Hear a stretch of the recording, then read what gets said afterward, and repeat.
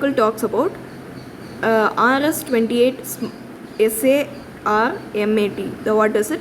Let us see. A new intercontinental ballistic missile set fired by Russia. What capabilities make it potent?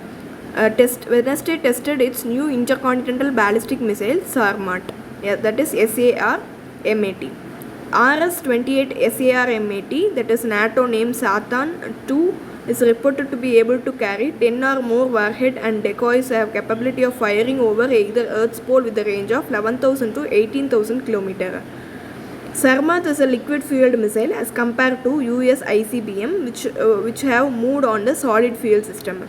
According to the name news agency TASS, Sarmat is named after nomadic tribe that roamed the steppes of present-day southern Russia and Ukraine and Kazakhstan in the early medieval period. Next article that we are talking about is related to how government procures wheat. Procurement of wheat in 2022-23 Rabi marketing season is in progress in a number of states. How much does the government procure and why, for whom, and what price through which the process? How is the procurement carried out? FCI along with the state government agencies procure wheat. FCI's wheat procurement system can be decentralized or centralized, non-DCP. Under the centralized procurement system, the procurement of food grains in central pool is undertaken either by FCI directly or by state government agencies. FCI says on its website, central pool refers to stock procured through MSP operation or welfare schemes and calamity relief. The cost of the food grains produced by state agencies is reimbursed by FCI as per the provisional per cost sheet issued by Government of India. Under the centralized system, in states like Punjab and Haryana, state agency procure wheat from farmers through RTAs, that is commission agents, as per the state APMC Act. In other states, wheat is procured directly from the farmers by FCI. Under the decentralized procurement system, state government or their agency procure, store and distribute against the Government of India's allocation for the targeted public distribution system, that is PDS, and other welfare schemes, rice, wheat and coarse grains in the state. According to FCI, the excess stocks, rice or wheat procured by the state and its agencies are handed over to the FCI in central pool. Central pool is nothing but it is stock procured through MSP operation for the welfare schemes and natural calamities.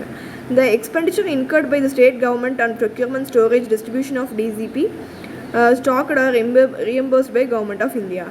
What is the price government pays? The government buys the wheat at MSP, which it declares.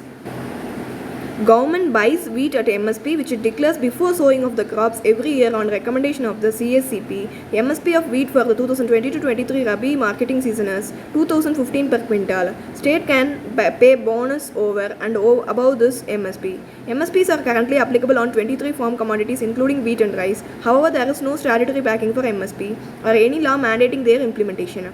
Farmers who led the year-long agitation against the three formulas in 2021-2022 wanted a legal guarantee for MSP, which the government declined to concede. Currently, the government carries out procurement for only 23 of these commodities.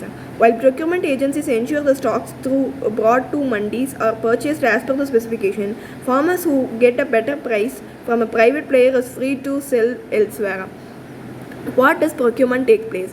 With the exception of 2022, Punjab has traditionally been the number one contributor to the central pool of wheat, having increased its contribution from 102.09 lakh tons in 2011 to 132.22 lakh tons in 2021. What is the cost to the government? FCI defines economic cost as a total cost including acquisition and distribution cost. It includes MSP and incidental cost of the procurement, including state taxes, commission to Arhatyas or societies, cost of bagging material, mandi labours, and transportation to depots, etc. This is what the article talks about. Next article that we are moving into is related to SC, ST, OBCs in central government. What data on post and vacancies shows? Central government employees and social categories. Group A, Group B, Group C, that is Safai Karamcharas. Total of 50,000 seats means for 12% for SC, 5% for in Group A services, 12% for SCs, 5% for STs, 16% for OBCs, and economically weaker sections 0.02%. Others 64%. Group B 16% for SC, 6% for ST, 15% for OBCs, and 0.04% for economically weaker sections. Likewise, let us see in detail what the article talks about.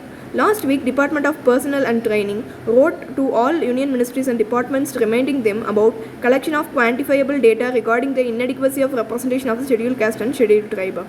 Inadequacy of representations of scheduled caste and scheduled tribe. The circular has cited the Supreme Court judgment of January 28 that set out conditions that are to be satisfied by government for the purpose of implementation of the policy of reservation in promotions. This is what the article talks about. These include collection of quantifiable data regarding inadequacy of representation of scheduled caste and scheduled tribes and application of this data to each cadre separately. Department of Personnel and Training has asked all ministries and departments to ensure that these conditions are compiled with before implementing the policy of reservation in promotions and carrying out any promotions based thereon. Next article that is related to subsidy standards, key themes in draft battery swapping policy. Let us see in detail about this article. What the article talks about is related to Niti Aayog releases a draft battery swapping policy for the comments of stakeholders. Prepared a swapping policy under which it proposed offering incentives to electric vehicle with a swappable batteries of interoperable batteries among other measures. Government was set out to roll out a battery swapping policy to reduce upfront cost of the purchasing electric vehicle and drive adoption among buyers. The draft is up for consultation and Niti Aayog invited comments to it until June 5. Battery swapping is a mechanism which involves exchanging the discharged batteries for charged one. Let us see in detail about this article. The policy aims to promote adoption of battery swapping technology via battery as a service and address key technical, regulatory and institutional financial challenges. It was earlier proposed in Budget Speech 2022-2023 also to improve the efficiency of electric vehicle ecosystem. Battery swapping involves exchanging discharged batteries for the charged one, delinking the vehicle and the fuel, hence reducing the upfront cost of the vehicle. Promote swapping of batteries with the advanced chemistry cell that is ACC batteries to decouple the battery cost. Offer flexibility to electric vehicle users. Establish principle behind the technical standards. Encourage partnership among the battery providers and battery OEMs, etc. Promote better life cycle management of batteries. Let us see the highlight of the policy. There are two phases. First phase proposes to prioritize setting up of battery swapping network in metropolitan cities with a population of above 40 lakhs as per census 2011. In second phase, all major cities such as capital, state capital, union territory headquarters and those with a population of over 5 lakh. A vehicle with a swappable batteries will be sold without a battery.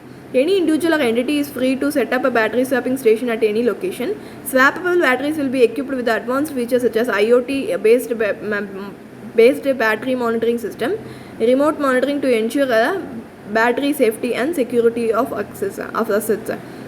B, that is Bureau of Energy Efficiency, will be responsible for implementation of battery swapping network across the country.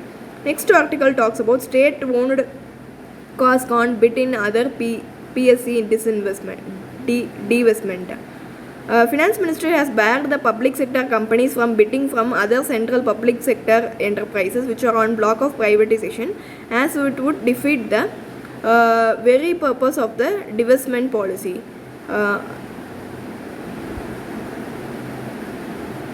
That's all. If you like the video, please do share, like, comment and subscribe. Thank you.